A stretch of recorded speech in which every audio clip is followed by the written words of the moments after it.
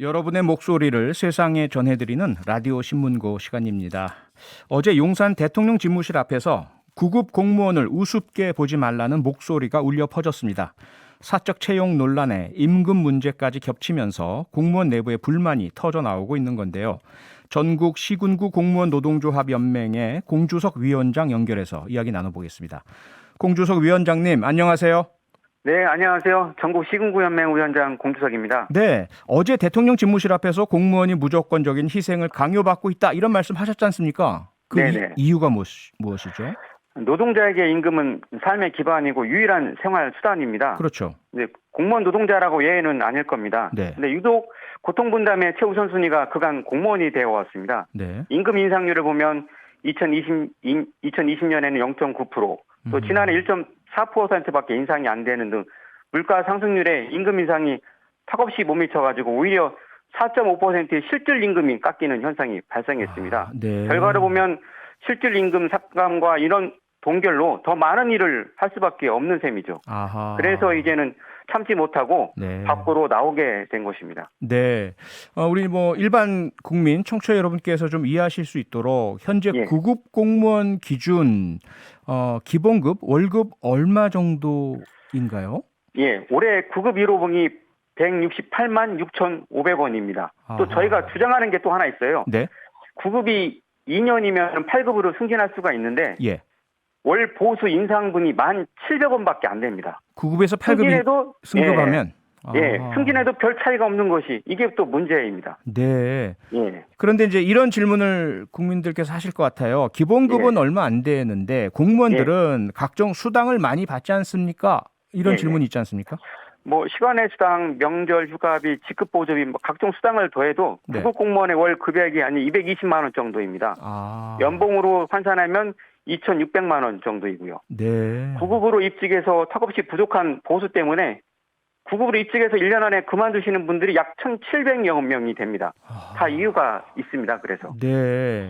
어제 저희가 집회에서도 예. 뭐 군청 신규 공무원이 발언을 하셨는데 네. 결혼까지 했는데 이 급여 가지고 아이를 출산할 엄두가 되지 않아 포기했다고 하더라고요. 참 괜히 공무원 했다는 말에 저도 가슴이 좀 아팠습니다. 아니 구급 공무원 되려면 어려운 시험, 높은 경쟁률 통과해야 되는 그런 과정일 텐데 이걸 그만둬야 한다면 상당히 참 좀 어렵네요. 상황이. 아니 그런데요, 이해가 안 되는 것이 매년 최저임금 인상하죠. 그리고 물가 인상에 따라서 각 회사들 다 임금 인상 노사협이 이루어지는데 공무원 임금도 매년 인상되는 거 아닙니까?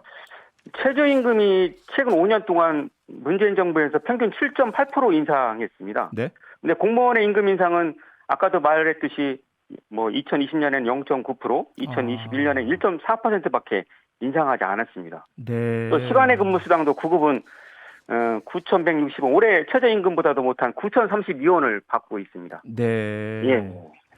그러니까 나라가 어려우니까 경제가 어렵고 국민들이 힘드시니까 공무원들이 조금 희생해 달라 이런 말이 반복돼 와서 더 이상 희생 못 한다 이 말씀이시군요. 예. 근데 거기다가 앞서 임금도 오르지 않는데 인력이 줄어들어서 일이 더 힘들어졌다 이런 말씀 주셨잖아요. 예. 그런데 윤석열 정부에서 정부 인력 효율화 차원에서 공무원 정원 매년 1%씩 줄일 것이다 이런 계획 내놨지 않습니까? 네. 그건 어떻게 보세요? 정부 조직에 대해서 아직도 제대로 된 분석조차 하지 못했구나라고 생각을 합니다.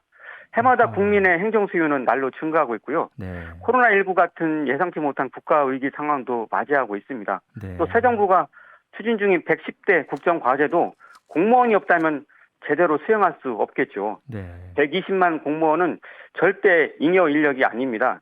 예를 들어서 업무 관련 이유로 지난해 62명이 공무원이 순직했고요. 30명이 과로사였습니다. 네. 민간보다 1만 명 기준으로 따지면 2배나 넘습니다. 네. 그만큼 일이 많다는 것이죠.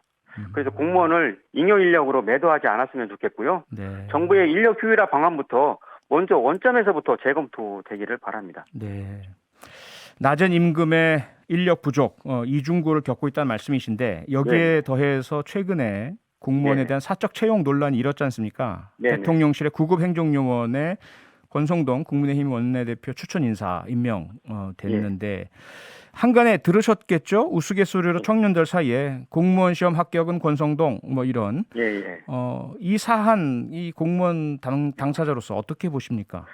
예비 공무원과 모든 공무원들의 분노를 일으킨 여당 정치인의 발언이라고 생각합니다. 네. 구급이라고 하더라도 특채로 대통령실 근무는 또 다른 곳과 또 다른 차이가 있다고 봅니다. 또 그 경력과 관계를 통해서 예. 더 사다리 타고 올라갈 수 있는 경우가 충분히 있기에 네. 이 시대가 생각하는 공정과 상식에 맞지 않다고 봅니다. 네. 예. 그러한 이제 공정과 상식에 맞지 않는 부분도 있지만 또 덧붙여서 이 문제가 불거지니까 권성동 원내대표가요. 예. 높은 자리도 아니고 9급으로 들어간 것 같고 뭐 그러느냐. 9급 예. 보니까 최저임금보다 조금 더 받던데 내가 오히려 미안하더라. 9급하라고 해서 네네. 이 얘기는 정말 힘이 빠지실 것 같습니다. 예.